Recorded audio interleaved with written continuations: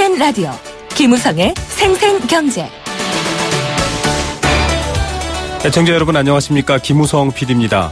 세계경제포럼과 스위스국제경영개발원이 발표하는 국가경쟁력 순위. 한국은 지난해보다 4계단 떨어졌습니다. 61개 나라 중에 29번째를 차지하고 있는데요. 특히 경영 관행 부문은 조사국가 61개 나라 중에서 61번째로 꼴찌입니다. 경제 각 부문의 여러 문제도 얽혀 있지만 최근 산업 부진과 부실을 두고서 경영 책임에 대한 목소리 나온 것과 무관하지 않은 이야기가 이 보고서에 적혀 있습니다. 경영은 결국 책임지는 일 아닐까요? 환경부가 환경을 책임지겠다고 했는데 그 방법이 증세 논란을 불러일으키고 있습니다. 오늘 관련 인터뷰 전문가와 함께 짚어보겠고요. 또 은행과 경제부처가 부채 문제를 책임있게 다룬다고 했는데 오히려 고금리로 몰리는 풍선 효과가 있어서 논란입니다. 역시 전문가와 함께 이 문제 짚어보겠습니다. 결국은 경쟁도 책임에 따르는 경쟁이 중요하다라는 생각이 듭니다. 2016년 5월 31일 화요일 김우성의 생생경제입니다.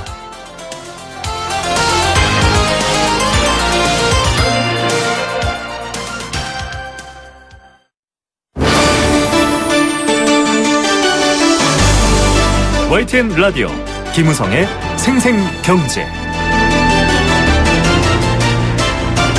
네, 첫 번째 생생 인터뷰입니다.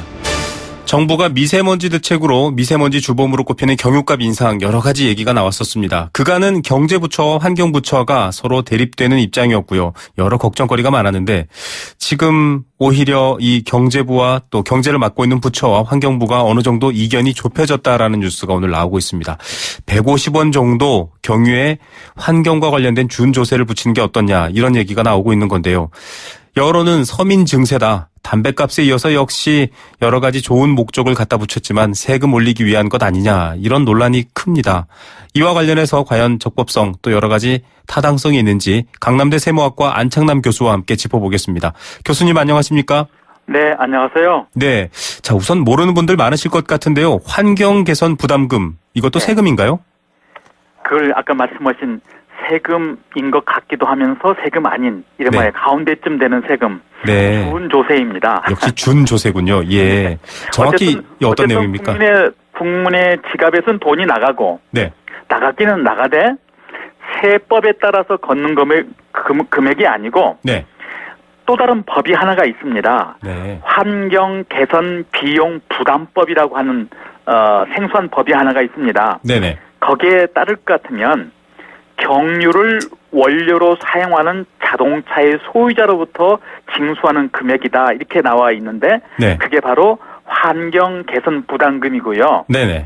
이를 통해서 환경 개선에 필요한 비용을 환경 오염의 원인자로부터 조달을 하게 하고 또 이렇게 조달된 재원을 바탕으로 해서 쾌적한 환경을 조성하고자 하는 목적으로 환경 개선 비용 부담법이 제정되어 있고 거기에 따라 걷는 금액이 환경 개선 부담금인데 네. 아까 말씀드렸다시피 그 성격이 준조세입니다. 네. 어차피 국민들 호주머니에서 반강제적으로 나가는 것이죠. 네. 지금 뭐 경유차를 놓고 봤을 때 유로5 그 환경 기준에 미치지 못하는 차량에는 환경 개선 부담금이 부과가 돼 있습니다. 돈을 내야 되는데요. 네. 이것을 대폭 축소하는 대신 경유값에 일괄적으로 좀 돈을 붙이겠다 이런 얘기가 있습니다. 네. 왜 이렇게 논란이 커지는 거죠? 현재는 경유차한테 세금이 환경 개선 부담금이 부과가 됩니다. 네. 경유차를 가지고 있으면 네네. 그것이 얼마만큼 경유를 쓰든지 상관없이 경유차를 가지고 있는 것을 바탕으로 해서 주로 환경 개선 비용 부담금이 부과가 되는데 네. 여러 가지 복잡한 그 금액은 공식은 있습니다. 네. 그런데 만약에 이것을 갖다가 세금으로 바꾼다라고 한다면 그때는 경유차가 중심이 되는 것이 아니고 경유를 많이 쓰면 쓸수록 세금이 더 많이 나가는 거죠. 네. 그렇게 이제 바꿔보겠다. 경유차 중심에서 경유로 한번 바꿔보겠다라고 하는데 뭐 그건 그렇다 할지라도 서로가 이제 책임을 떠넘기고 있지요. 네. 기획재정부는 환경 개선 부담금을 더 징수하자는 측이고 네. 환경부는 반대로 세금으로 골을 걷자 이렇게 지금 하고 서로 지금 서로 다른 방법을 제시를 하고 있습니다. 예. 지금 뭐 리터에 한 150원 정도 안팎의 개선 부담금이 있을 거다 이런 얘기가 나오고 있는데요. 네.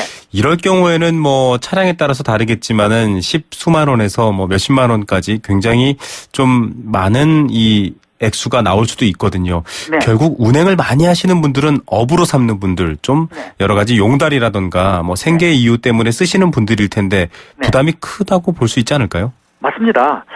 일리로 한 30만 원쯤 된다고 하면 그 1리터당 30만 원쯤 하면 보통 이게 2,000리터 정도 되거든요. 나누기 제가 계산을 해보니까 네네.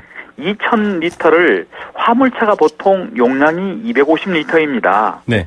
그러면 나누기 딱 하면 8번 주입하면 끝나는 금액입니다. 네네. 근데 현재 환경 개선 부담금으로 한다면 그러면 결국은 리터당 현재 150원 정도의 환경 개선 부담금으로 한다라고 한다면 지금 일반적으로 그 소형 화물차를 끌고 다니시는 분들이 이보다는 훨씬 더 주의를 많이 하겠죠. 네네.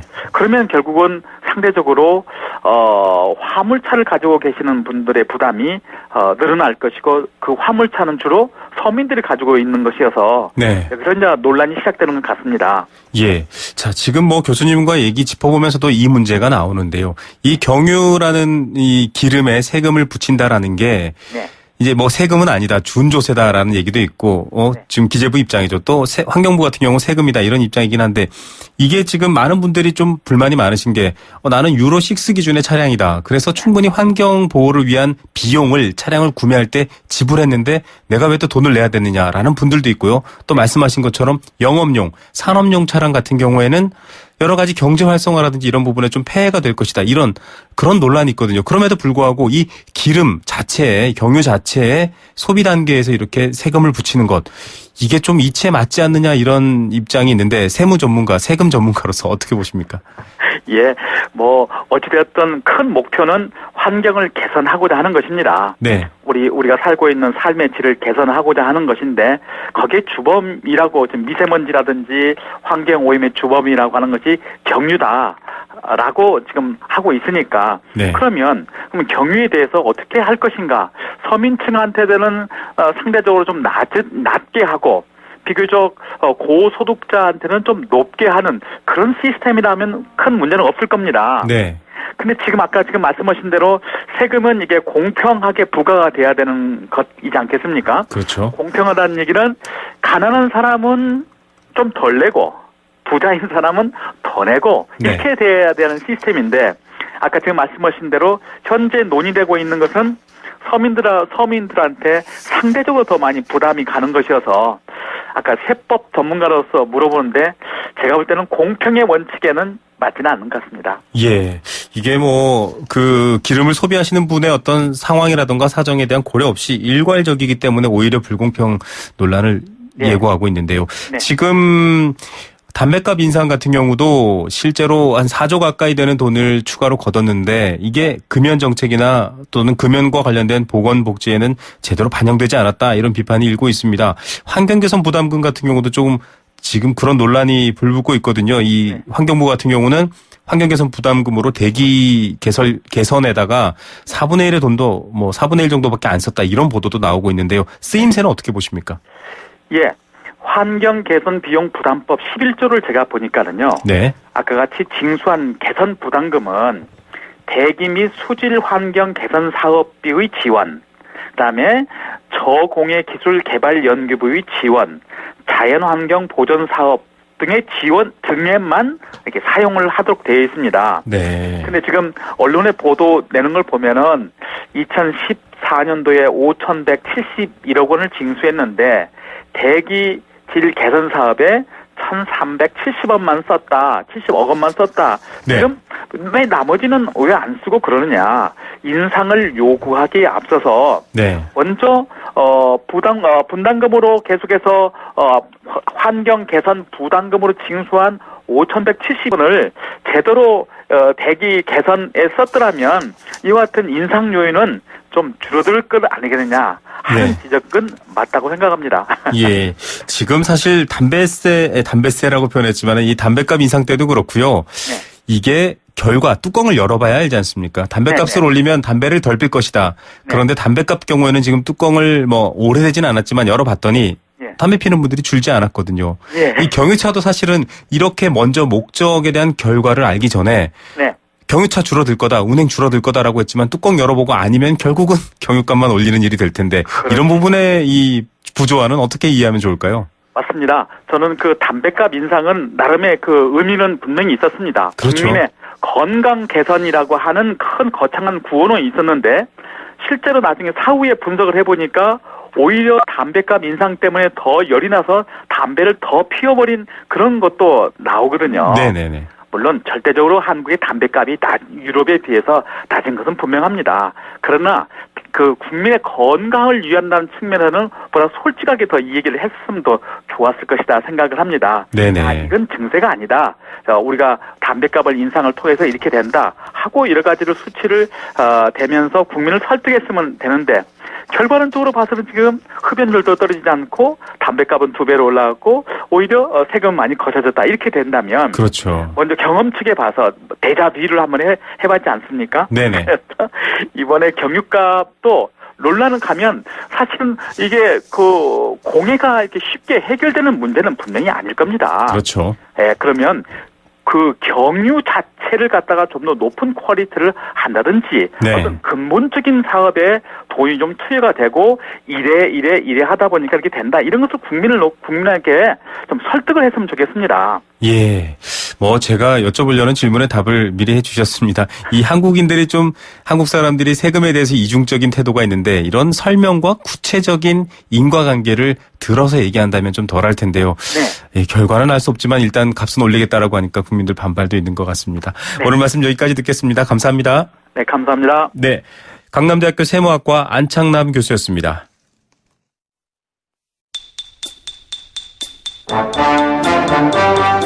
경제 탐구 생활. 경제 뉴스를 만나다 보면 조금 어려운 얘기, 잘 모를 것 같은 얘기들이 있는데요. 경제 탐구 생활 매일 차곡차곡 쌓으시면 경제 뉴스도 쉽게 읽힐 겁니다. 선물도 드리고요. 퀴즈도 함께 할 수 있습니다. 정답 맞춰주시면 알칼리수로 건강해지는 내 몸 A수 알칼리 생수 한 박스 보내드리고요. 여행 스케치의 2016년 매주 목요일 가로수길 콘서트입니다. 나무야 티켓도 드리고요. 일산 원마운트 워터파크 티켓도 드리고 있습니다. 단문 50원, 장문 100원의 정보 이용료 부과되는 샵 0945 우물정 0945번 문자로 보내주실 수도 있고요. YTN 라디오 스마트폰 앱 예스로도 참여하실 수 있습니다. 오늘의 퀴즈입니다. 가습기 살균제 사태를 계기로 고의적으로 불법 행위를 저지른 기업, 특히 식품, 약품, 세제 등 생명과 신체에 직접적인 위해를 가할 수 있는 제조물을 만든 기업에게 책임을 물어볼 수 있는 이것을 도입하자라는 목소리가 커지고 있습니다. 이것은 민사재판에서 가해자의 행위가 악의적이고 또 반사회적일 경우 실제 손해를 배상해야 될 금액보다 더 많은 배상을 하게 하는 제도인데요. 좀 괘씸하니까 버리다 이런 거죠. 1760년대 영국 법원의 판결에서 시작해서 현재는 영국은 제한적으로 적용돼 있고요. 미국에선 일부 주를 제외한 모든 주에서 시행되고 있습니다. 손해를 끼친 피해에 상응하는 액수만을 보상하는 보상적 손해배상 제도와는 달리 손해배상 액수가 실제 피해액과 무관하게 엄청나게 고액으로 부과합니다. 그래서 앞으로 이런 짓을 다시는 저지르지 마라. 이렇게 예방을 하고 또 반복되지 않도록 하는 데 목적이 있습니다. 하지만 소송이 조금 남용될 위험이 있고요. 기업의 부담이 커진다. 그래서 기업 활동이 위축된다라는 단점도 있습니다. 적용 대상과 요건 절차를 꼼꼼히 또 치밀하게 따져봐야 한다라는 사회적 목소리가 커지고 있습니다. 가습기 살균제 피해자분들 보면 여러분도 마음 아프시죠? 하지만 또 업체가 대하는 태도를 보면 분노가 치밀어 오르기도 합니다. 이런 것들을 좀 근절할 수 있는 방법으로 제시되고 있는 이 제도 무엇일까요? 손해배상 제도인데요. 좀 벌을 주면서 예방을 막고 강력하게 대처하는 손해배상 제도입니다. 어떤 손해배상 제도일까요? 퀴즈 보내주시기 바랍니다.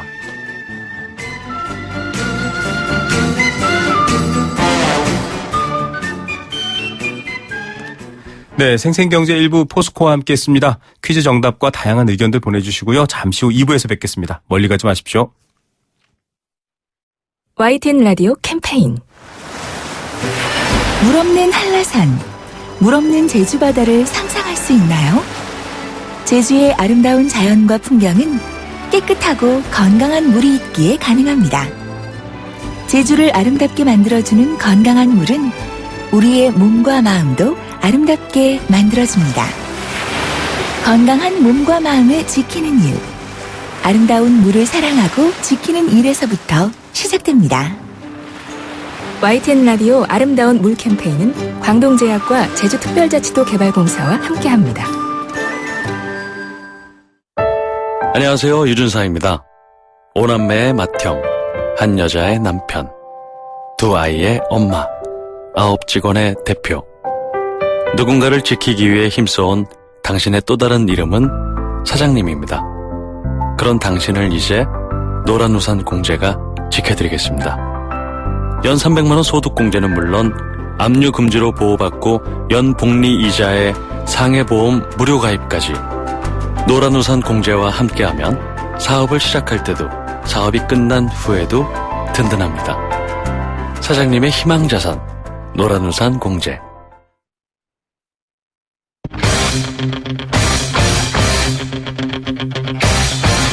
지금 가장 뜨거운 경제 소식. 경제 톱 뉴스.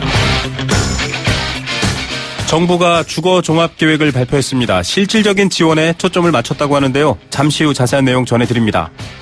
경제 상황 어려운 것 여러 지표로 나타나고 있습니다. 산업 생산과 소비 불안한 모습을 보이고 있습니다. 정치 논란으로까지 번지는 무상보육. 현재 무상보육 실시 중인데요. 부모들은 또 추가로 지출을 하는 것으로 나타났습니다. 이 시각 가장 뜨거운 경제 뉴스입니다. 비즈니스워치 김춘동 기자 연결합니다. 안녕하십니까? 네, 안녕하세요. 네, 정부가 처음으로 주거 종합 계획을 내놨네요. 네, 국토교통부가 오늘 2016년 주거 종합 계획을 발표를 했습니다. 이 공공임대주택 공급 또 이 주거 급여를 확대를 해서 올해 총 114만 가구에 대해서 이 주거 지원에 나서겠다는 내용인데요. 네. 이 주거 종합 계획은 지난해 제정된 이 주거 기본법에 따른 조치입니다. 작년까지는 이 주택 종합 계획이라는 이름으로 좀 발표를 했었는데 그때는 이 주택 인허가 계획이 중심이었고요.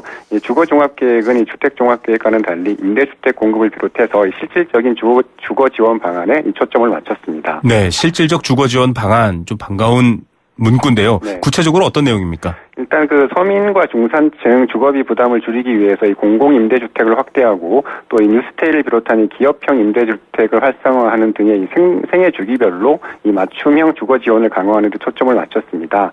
특히 올해 12만 5천 가구의 이 공공임대주택을 좀 공급하기로 했는데요. 대학생과 취업준비생, 신혼부부 또 이 노년층을 위한 이 특화형 임대주택이 다양하게 선을 보일 것으로 보입니다. 네. 또 이 전월세 가구에 저리로 돈을 빌려주는 버팀목 대출의 금리를 더 내리고 한도는 늘렸고요. 이 생애 최초 주택 구입자에게 돈을 빌려주는 디딤돌 대출 역시 이 금리를 더 낮추기로 했습니다. 예, 좀 부담을 줄여준다 이런 얘기인데 네. 조금 특징적인 사업들도 눈에 띄네요. 네, 일단 이 공공임대주택 이 공급 방식이 좀 다양화되는데 이 국민임대주택이나 영구임대주택에 이 복지관을 함께 짓는 이 공공실버주택이 좀 처음으로 선을 보이고요. 네. 또 10년간 이 월세가 거의 오르지 않는 신혼부부 매입 임대 리츠 등이 또 처음 도입이 됩니다. 또 이 서울 구로구 고척동 영등포역 이 교정시설 부지에는 1,800가구 규모의 이 뉴스테이가 들어서는데 이 뉴스테이 사업자가 이 초기에 토지 매입비 부담 없이 임대 사업을 추진할 수 있도록 이 토지를 저렴하게 빌려주는 이 토지 지원 리츠 제도라는 게 처음 적용이 됩니다. 예, 좀 부담은 줄이고 사업은 수월하게 만들고 이런 것들이 네. 좀 눈여겨볼 만한 일인 것 같습니다. 자, 늘 걱정되는 뉴스인데요. 산업 생산이 3개월 만에 마이너스로 돌아섰네요. 네, 통계청이 4월 산업활동 동향을 발표를 했는데요. 이 4월 산업 생산이 전월보다 0.8%가 줄면서 1월 이후에 3개월 만에 다시 감소세로 돌아섰습니다. 이 수출 부진에다가 최근에 조선 해운 부실기업 구조조정이 좀 본격화하면서 이 제조업 생산이 좀 주춤한 결과인데요. 실제로 이 광공업 생산은 1.3%나 줄면서 2개월 연속 감소를 했습니다. 특히 조선업 불황으로 이 기타 운송 장비 부문에서 12% 넘게 생산이 좀 급감을 했고요. 자동차와 화학 제품 역시 각각 6%와 3% 넘게 줄어든 것으로 나타났습니다. 네, 생산이 마이너스로 돌면 결국 일자리도 불안해지게 마련인데 네. 역시 따라서 소비도 조금 불안하고 안 좋은 모습 보이고 있죠. 네, 4월 소매 판매를 보니까 전월보다 0.5%가 줄었습니다. 음식료품 등의 비내구재 판매는 조금 늘었는데 이 자동차를 비롯한 내구재는 2%나 줄었습니다. 다만 이 설비 투자는 이 기계류와 운송 장비 투자가 모두 늘면서 3.4%가 늘었는데요. 정부는 이 소비가 다소 조정을 좀 받고 있긴 한데 이 설비 투자가 2개월 연속 늘어나는 등 이 전반적인 내수 회복세는 유지가 되고 있다. 뭐 이렇게 좀 평가를 했습니다. 예, 그래도 또 점점 나빠질 거라는 걱정도 있다라는 것도 알고 있어야 될 것 같습니다. 자, 무상보육 실시되고 있습니다. 논란도 참 많았는데 그럼에도 불구하고 부모들은 아이 보육, 교육에 적지 않은 돈을 쓰고 있네요. 네, 그 보건복지부와 육아정책연구소가 2015년 이 보육 실태 조사 결과를 발표를 했는데요. 이 가정에서 0세에서 5세 영유아 1인당 교육 서비스에 지출하는 비용이 12만 2,100원으로 조사가 됐습니다. 이 정부가 부담하는 보육료는 이 제외한 비용을 더한 건데요. 네. 이 여기에는 특별활동비와 입학비, 현장학습비, 뭐 셔틀버스비 같은 어린이집 부가 비용 외에 또 사설학습지, 뭐 태권도, 피아노, 미술학원 등에 들어가는 비용이 모두 포함이 됐다고 합니다. 이 0세에서 2세의 경우에는 이 추가 비용이 좀 많이 들지는 않으니까 상대적으로 3세에서 5세 유아에게 들어가는 비용이 더 많다 이렇게 좀 보시면 될 것 같습니다. 예, 그런데 정부가 보육료 지원할 때 이 기준으로 삼고 있는 하루 12시간 보육 네. 이런 것들을 좀 부모들이 꼼꼼히 이용하기도 어려운 거죠. 네, 그 정부가 이 12시간을 기준으로 좀 어린이집에 보육료를 지원을 하고 있는데요. 지난해 어린이집 이용 시간은 평균 7시간에 불과했습니다. 취업맘인 경우에는 7시간 38분으로 전업맘인 6시간 23분보다는 이용 시간이 좀 길긴 했는데 12시간에는 한참 모자랐습니다. 실제로 그만큼의 수요가 없거나 아니면 그렇게 장시간 어린이집에 아이를 맡길 분위기가 아닌 경우가 좀 많기 때문에 풀이가 됩니다. 또 이 부모의 어깨를 무겁게 하는 건 이 보육 교육비뿐만은 아니었는데요. 지난해 영유아 대상의 상품이나 서비스 가격의 상승률을 보니까 이 소비자 물가 상승률이 6.6배에 달해서 이래저래 좀 부모들의 부담이 큰 것으로 나타났습니다. 예, 단지 이쪽 제품에 대한 물건이 오르는 게 아니고요. 아이 물건은 어쩔 수 없이 사야 되는 심리를 좀 이용한 면이 있는데 좀 조정이 됐으면 좋겠습니다. 자동차 보험에 가입했는데 사고가 났을 때 제대로 보상을 받지 못한다. 아니 그럴 거면 보험 가입을 왜 했을까요? 어떤 뉴스입니까? 그 한국소비자원이 2013년부터 2016년 1분기까지 접수된 이 자동차 보험 관련 피해 구제 신청 내용을 조사를 했는데요. 네. 이 보상과 관련된 불만이 69%로 가장 많았습니다. 이 보험사가 장애를 제대로 인정하지 않거나 또 영구 장애를 한시 장애로 인정을 해서 이 보험금을 깎는 등의 이 보험금을 과소 산정한 사례가 좀 가장 많았고요. 네. 또 재활기구 사용을 인정하지 않는 등의 보상 범위를 줄이는 경우도 좀 경우가 그 뒤를 이었습니다. 그만큼 보험사들이 보험금을 제대로 주지 않았다 이렇게 보시면 될 것 같습니다. 예, 이거 참 큰 문제인데 계약과 관련해서도 좀 미심쩍은 게 많죠. 네, 전체 피해 건수 중에서 계약 관련 피해가 31% 정도 됐는데요. 이 계약의 세부 내용이 이 본인의 생각과는 다르게 체결된 이 계약 내용 불일치가 35건으로 가장 많았습니다. 이 보험료를 과다하게 올린 경우가 그 뒤를 이었는데 특히 경미한 사고로 보험을 처리를 했는데 보험료가 할증된 피해가 많았는데요. 2014년에는 1건에 불과했는데 작년에는 10건으로 늘었고 올 들어서는 1분기에만 11건이나 있었다고 하니까요. 이 보험료 할증 여부가 좀 제대로 된 건지 이것도 좀 꼼꼼하게 챙겨보실 필요가 있을 것 같습니다. 예, 보험 관련된 것들 조금 귀찮으시더라도 약관이라든지 이런 것들 천천히 꼭 읽어보셔야 됩니다. 미리 문제 제기하고 똑똑한 소비자를 이길 판매자는 없으니까요. 네. 자, 오늘 톱뉴스 중에 어떤 뉴스를 톱으로 꼽으십니까? 네, 저는 보육료 부담 기사를 꼽고 싶은데요. 네. 정부가 저출산 대책을 쏟아내고 있는데 실제로 현장에선 체감이 어려운 이 탁장인 행정식 정책이 그만큼 많다 이렇게 좀 볼 수가 있을 것 같습니다. 예. 특히 장시간 어린이집에 아이를 맡길 분위기가 아니다라는 현장의 목소리는 좀 당국에서 잘 좀 새겨드려야 될 것 같습니다. 예, 수요와 공급을 정확히 알아야 될 것 같습니다. 오늘 뉴스 여기까지 듣겠습니다. 감사합니다. 네, 감사합니다. 네, 비즈니스워치 김춘동 기자였습니다.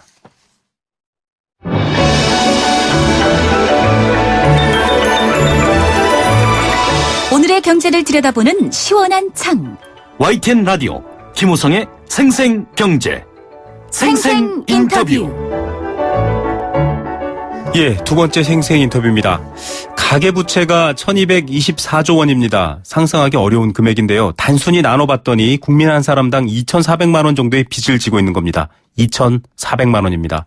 정부도 이 문제의 심각성을 알고 있기 때문에 줄이기 위해서 여러 가지 노력을 하고 있습니다. 주택담보대출 심사 등을 강화하면서 이 여신심사 선진화 가이드라인을 시행하고 있죠. 벌써 지방까지 시행되고 있습니다.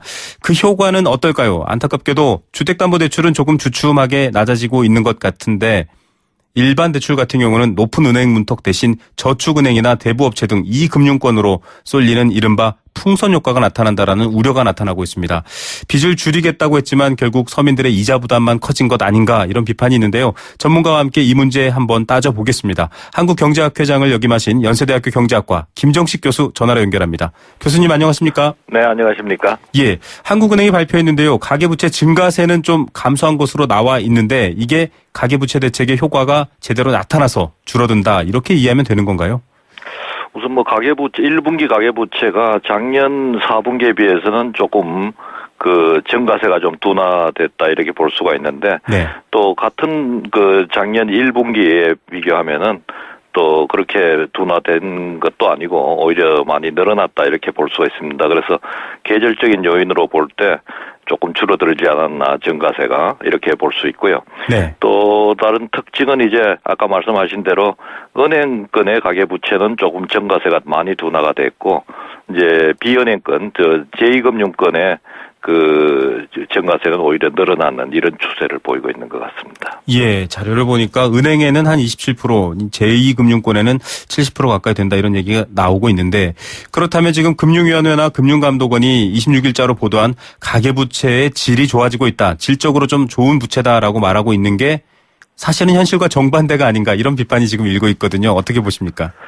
그 가계부채 질을 이제 이 얘기를 할 때는 뭐 다양한 지표로 이 얘기를 할 수가 있는데요.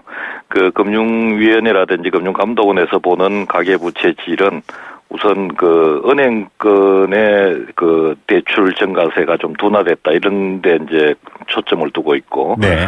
또 이제 고정금리 비율이 대출에서 고정금리가 차지하는 비율이 좀 높아졌다. 또 분할 상환 비율이 높아진 이런 측면에서 네. 가계부채 질이 좀 좋아졌다 이렇게 판단하는 것 같고요. 네. 반면에 이제 아까 말씀하신 대로 또 그 제2금융권 고금리 금리가 훨씬 더 높은 은행권보다 높은 제2금융권의 가계부채 비중이 높아진 것은 그 질이 아까 말씀하신 질이 오히려 나빠졌다 이렇게도 볼 수가 있는 거죠. 예, 사실 그래서 지금 풍선 효과다 이런 얘기가 나오고 있습니다. 부동산에 물려있는 가계대출 같은 경우는 여신심사 선진화 가이드라인 덕분에 조금 줄어들고 있지만 자영업자라던가 생계를 중심으로 위한 대출을 필요로 하시는 분들은 결국은 고금리로 몰려가 버렸다 이렇게 볼 수 있는 건가요? 어떻습니까? 그렇습니다. 그 자영업자들 중에서 이제 저신용자가 많기 때문에 그 자영업자들이 그 은행 대출에서 그 제2금융권 대출로 이렇게 갈아탔다 이렇게 볼 수도 있고요. 네. 또 지금은 이제 원리금을 동시에 상환하도록 이렇게 은행권 대출에서 하고 있으니까 네. 그 원리금 부담이 이제 굉장히 크니까 자영업자들이 그걸 피하기 위해서 이제 이자만 지급하는 그 제2금융권으로 들어갔다 이렇게 볼 수 있기 때문에 그런 측면에서 보면은 가계부채 질이 아까 말씀하신 대로 상당히 좀 우려되는 수준이다 이렇게 볼 수도 있을 것 같습니다. 예, 결국은 여신심사 선진화 가이드라인 이 주택담보대출의 기준을 깐깐하게 만든 것이 은행에 있어서는 좀 좋은 거지만 이 금융생활을 필요로 하는 많은 소비자나 혹은 가게에는 좀 오히려 악재가 된 것 아닌가 이런 좀 결과론적인 확대 해석입니다만 그런 생각이 들기도 하는데 교수님은 어떻게 보십니까? 그렇습니다. 지금 이제 특히 이제 생계형 가계 대출의 경우에는 저소득자라든지 저신용자 이런 경우에는 이제 은행 가계 대출을 받기가 어려워지니까 금리가 상대적으로 높은 이 제2금융권으로 몰리게 되고 만약 또 제2금융권을 그 규제를 강화하면은 이제 그 대부업계로 이렇게 가게 되니까 상당히 그 가계부채 문제가 점점 더 심각해지지 않나 이렇게 생각이 듭니다. 예. 결국은 여러 가지 공조를 통해서 해결해야 될 문제인 것 같다는 생각도 드는데요. 곧 미국의 기준금리도 인상된다라는 전망이 농후합니다.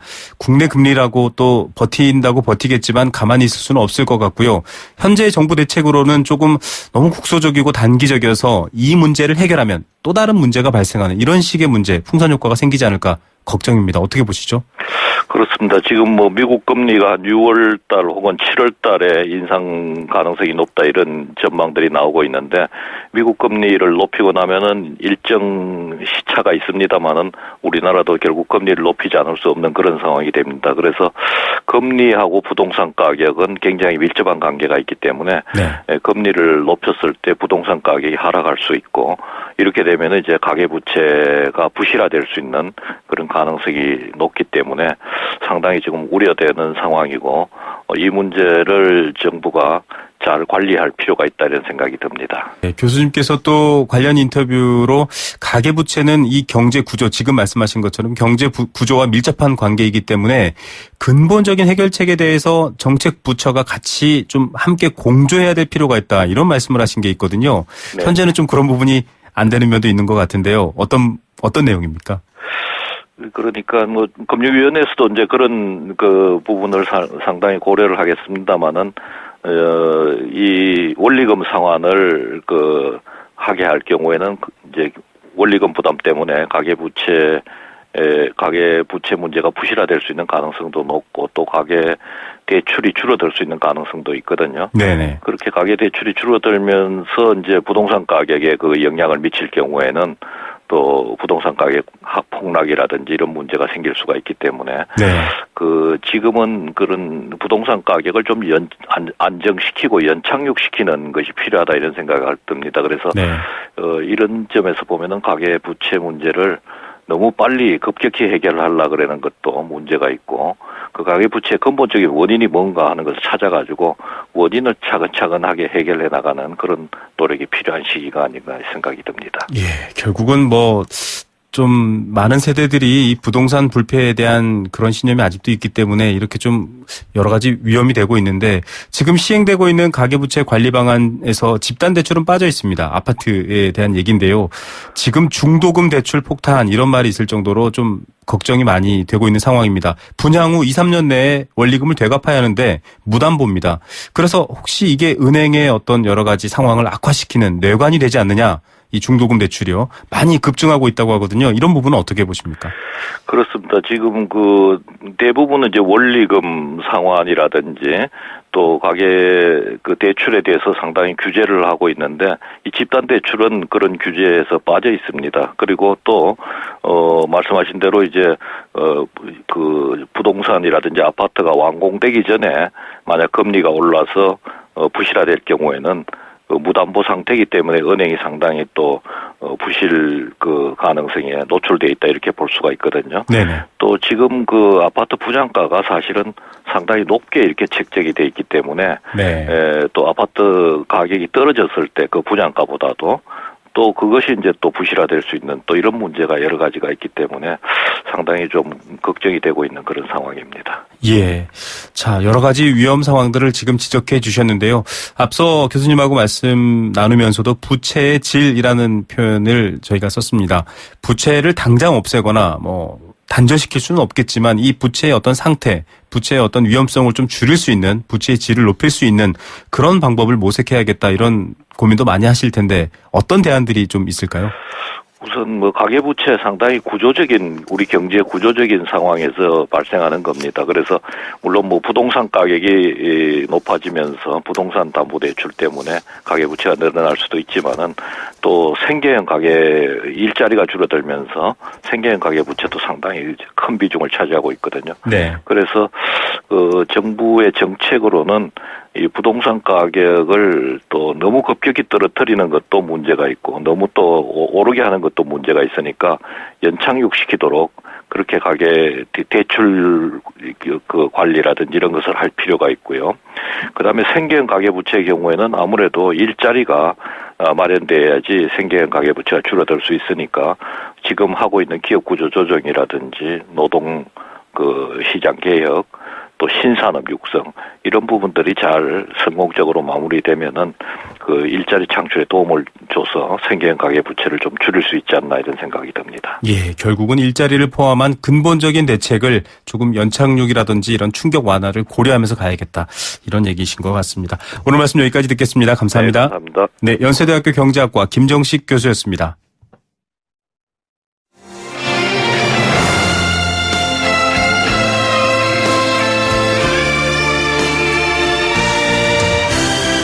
YTN 라디오 김우성의 생생경제 더불어 함께 살아가는 삶 그리고 더 나은 삶을 꿈꾸는 시간 오후에 만나는 싱싱한 라디오 경제 김우성의 생생경제가 대한민국 경제를 지키는 여러분과 지금 함께하고 있습니다.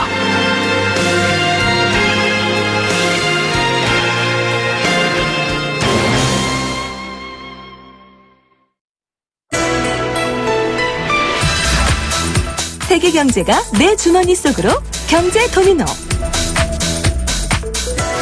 경제에 관련된 소식을 전해드릴 때마다 바다 위에서 파도를 맞서며 어디론가 항해하는 느낌이 듭니다. 알 수 없는 거대한 파도가 몰려오기도 하고요. 내부적인 문제를 일으키기도 합니다. 하지만 걱정하지 마십시오. 경제의 도미노를 들으면 그런 문제에 대한 여러 가지 식견과 또 지도를 얻을 수 있습니다. 자, 6월 바로 내일입니다. 6월부터 또 7월까지 세계 경제를 들썩일 이슈들이 산적해 있습니다. 미국은 금리를 올리려고 하고요. 영국은 EU를 탈퇴하려고 하는 그런 움직임이 있습니다. 이런 것들이 가시화되면 우리 경제 역시 그 먼 바다에서 불러온 파도에 이 경제적인 파도에 자유로울 수 없을 텐데요. 어떤 영향과 변수가 있을지 경제도미노 건국대 최백은 교수와 함께 짚어보겠습니다. 교수님 안녕하십니까? 네, 안녕하세요. 네. 일단 금리 인상, 미국의 금리 인상 그리고 또 영국의 이 브렉시트, EU 탈퇴 이런 것들이 이슈가 떠오르는데요. 지금 이런 정도의 이슈 어느 정도 심각성으로 저희가 이해하면 좋을까요? 그러게요. 지금 우리 경제가 지금 빠르게 지금 사실은 나빠지고 있는데요. 여기에 지금 6월 달에 지금 그 세계 금융 경제와 실물 경제를 지금 요동치게 할 지금 지뢰투성이가 지금 널려 있습니다. 네, 지뢰투성이. 그러니까 당장 이제 내일 모레 6월 2일 날 이제 오페크 정례회의가 열리는데요. 네. 오페크가 지금 굉장히 분열된 모습을 보여주고 있거든요. 네. 그러다 보니까 이게 굉장히 유가 불안정의 어떤 요인으로 작용할 가능성이 더 크고요. 그다음에 지금 앞에서도 계속 얘기했지만 6월 이제 14, 15일 날에 이제 연준에서 금리 인상 이제 이걸 할 텐데 금리 인상을 만약에 할 경우에 이제 이후 후폭풍도 만만치 않을 것 같고요. 네. 그 다음에 이제 바로 이제 연준 회의를 이어가지고 이제 일본 은행의 통화정책 결정 회의가 잡혀 있습니다. 15, 16일에요. 예. 근데 일본이 최근에 보게 되면은 이제 그 디플레이션 상황이 전개되고 있어요. 네. 그러니까 구로다가 일본의 은행 총재인 구로다가 2014년 4월부터 이제 공격적인 양적 완화를 한 이래 가장 물가 상승률이 많이 떨어져 버렸습니다. 마이너스 0.3%까지 기록하여 가지고요. 4월 달에요. 네. 그러다 보니까 이제 추가 양적 완화가 이제 그러니까 필요치 않는가 하는 이런 이제 의견이 지배적인 상황이고요. 거기다 이제 또 다른 대형 사건이 이제 앞에서 소개했듯이 이제 브렉시트 문제예요. 네. 이게 이제 브렉시트가 지금 사실은 뒤에서 말씀드리겠지만은 가능성을 전혀 배제할 수는 없는 건데요. 그게 만약에 실제로 현실화될 경우에는 이게 만만치 않은 그러니까 이게 후폭풍을 가져올 수가 있습니다. 네.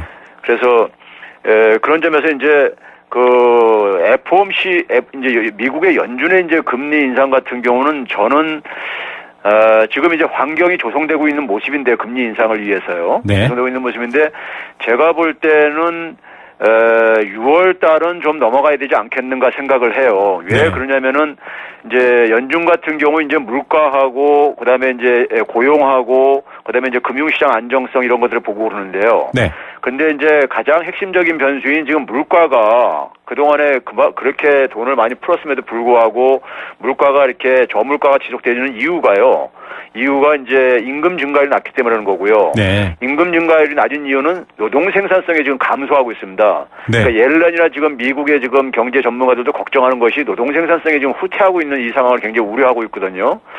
그래서 이런 부분들을 만약에 이제 고려한다면은 6월 달은 넘어가고 좀 더 이제 지표들을 좀 더 본 다음에 한 7월 이후에 좀 이제 결정할 가능성이 저는 있다고 보고요. 네. 그렇지 않고 만약에 이제 최근에 이제 계속해서 연준 이사들이 지금 이렇게 말을 흘리고 있는데 금융시장이 얼마나 이걸 이제 내구성을 가지고 있는가 테스트하는 것 같아요. 네. 그래서 이제 주식시장이 이제 그러니까 별로 이제 그러니까는 충격을 안 받고 그러니까는 이걸 또 이제 기회로 봐가지고 올린다면은 저는 후폭풍은 만만치 않을 것 같습니다. 예. 결국은 6월에 숨고르기를 하고 7월에 인상하는 것이 지금 여러 정황상 맞는 일이 아닌가라는 전망을 네. 해주셨는데 이렇게 미국 금리가 인상되면 사실 한국도 증시라던가 이 외국인들의 이동에 민감한 자본 이동에 민감한 부분들이 조금 긴장하게 될 수밖에 없거든요. 지금도 사실은 외국인의 팔자가 좀 많이 이어지고 있는 상황이고요. 대규모 자본 이탈 같은 그런 우려할 만한 상황들은 일어날까요? 배제할 수는 없겠죠. 어떻게 보십니까? 예, 이미 시장은 이제 금리 인상을 기정사실화하면서요. 선반영시키고 있다고 저는 보고 있습니다. 뭐 지난 4주 혹은 뭐 지난 그러니까 한 8주 이제 누적적으로 보게 되면은 우리나라에서도 한 뭐 1,522억 원 정도가 나가고 그랬거든요. 네. 그렇기 때문에 이제 이미 이제 그러니까 시장에서는 기정사실화하고 있고요.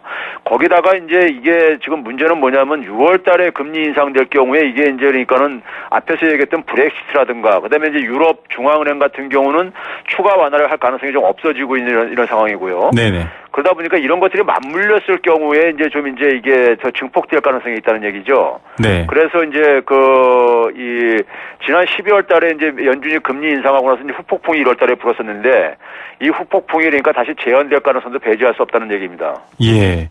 자, 뭐 여러 가지 시장의 영향과 또 자본의 이동을 떠나서 또 우리 한국은행의 입장도 어려워질 것 같습니다. 지금 미국이 예상대로 좀 연착륙 없이 긴축으로 가버린다고 하면 한국은행도 지금 여유가 없는 상황인데요. 지금 구조조정, 가계부채 문제가 산적해 있거든요.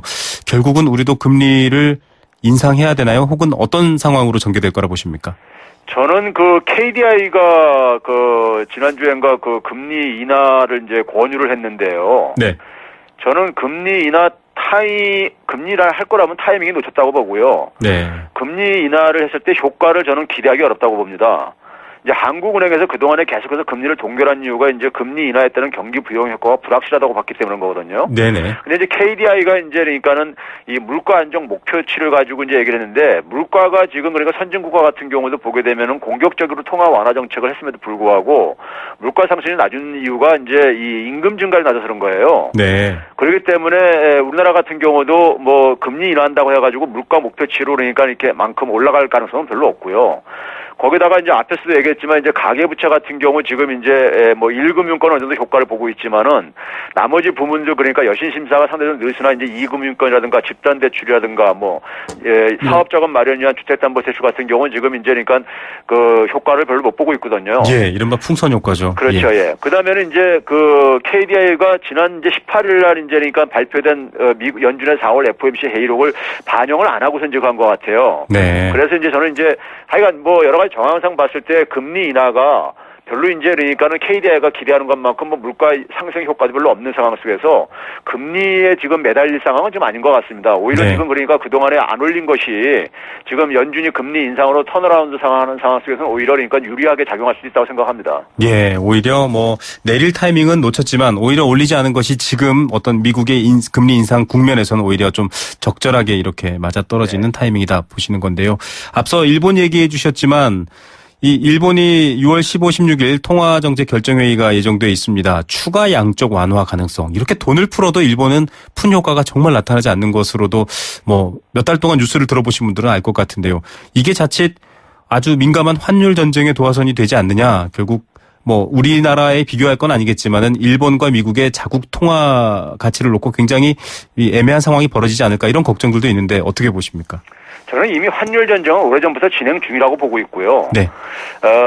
이제 최근에 지난주에 이제 그러니까 그 일본에서 이제 G7 정상회담이 있었잖아요. 네네. 그때 아베가 이제 제안을 한 게 뭘 제안했냐면은 재정 부양을 글로벌 공조를 좀 펼치자 이렇게 얘기를 했어요. 네. 그러니까 선진국가들이 그러니까 일본만 해가지고 별로 효과가 없으니까는 같이들 이제 공조를 하자 했는데 그게 이제 독일 등을 중심으로 해가지고 이제 거부당했어요. 네. 그런 거부당한 상황 속에서 일본이 취할 수 있는 선택의 여지는 제가 볼 때는 일본 은행을 쳐다볼 수밖에 없는 지금 상황이라고 봅니다. 네. 앞에서도 얘기했듯이 지금 인플레율이 지금 그러니까는 오히려 좀 최저 기록을 지금 최저로 떨어질 정도로 양적 완화 이후에요. 그러니까 최저로 떨어질 정도로 지금 이제 그 디플레이션이 지금 심화되는 상황이거든요. 네네. 그런 상황 속에서 선진 국가들이 지금 전체적으로 이제 정도 차이는 있지만 경기 회복이 취약한 상황인데요. 그 이유가 이제 민간 수요하고 정부 지출이 다 취약합니다. 네. 게다가 이제 생산성도 둔화되는 상황이고요. 그러다 보니까 돌파구로 수출로 삼고 있는데 수출로 삼지 않니 자국의 통화 가치를 그러니까 이제 낮춰가지고 경쟁력을 확보하는 이런 방향으로 지금 추구하고 있거든요. 네. 그러니까 이제 소위 말해서 선진국가들 간에 이제 공조가 협력이 제대로 안 이루어지고 있다 보니까는 각자 자기 살 길 찾으면서 하다 보니까 이게 이제 그러니까는 이 환율 전쟁으로 이제 전개되고 있고 별로 이제 환율 돈을 그렇게 풀어도 별로 이제 효과를 못 보고 있는 이유는 자국만 돈을 푸는 게 아니라 서로 풀고 앉아 있으니까는 네. 별로 효과를 못 보고 있는 악순환고리에 지금 빠져 있는 겁니다. 예. 원래 전통적으로 은행은 이 인플레이션을 걱정하면서 여러 가지 가지 기능을 해야 되는데 조금 굉장히 정말 각자 도생의 길로 나서고 있는 상황인 것 같습니다. 저희가 또 브렉시트라든지 여러 얘기가 있는데요. 오늘은 시간관계상 여기서 닫고요. 저희가 다음 주에 또 이 관련된 이야기와 좀 더 많은 얘기 나눠보도록 하겠습니다. 교수님 오늘 말씀 감사드립니다. 네, 감사합니다. 네, 건국대 경제학과 최백은 교수였습니다. 안녕하세요. 이서진입니다. 똑똑하고 단단한 금융을 만나고 싶을 땐 이렇게 부르세요. 똑똑똑 DGB 딴딴딴 DGB 금융을 똑똑하게 잘하니까 행복을 단단하게 잘 키우니까 앞으로가 자꾸 기대되는 금융 더 가까이 더 큰 혜택 DGB 금융그룹. 안녕하세요. 송중기입니다. 이번에 하이트가 새롭게 바뀌었다네요. 제가 한번 마셔보겠습니다.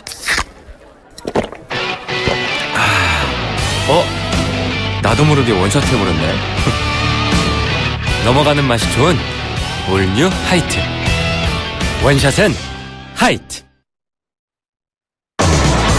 네, 생생경제 포스코와 함께했습니다. 오늘 정답 징벌적 손해배상제도 많은 분들이 정답 맞춰주셨고요. 또 8012님 환경개선 부담금 많이 냈는데 그런 이유였군요. 예, 저희가 알려드릴 수 있어서 참 감사합니다.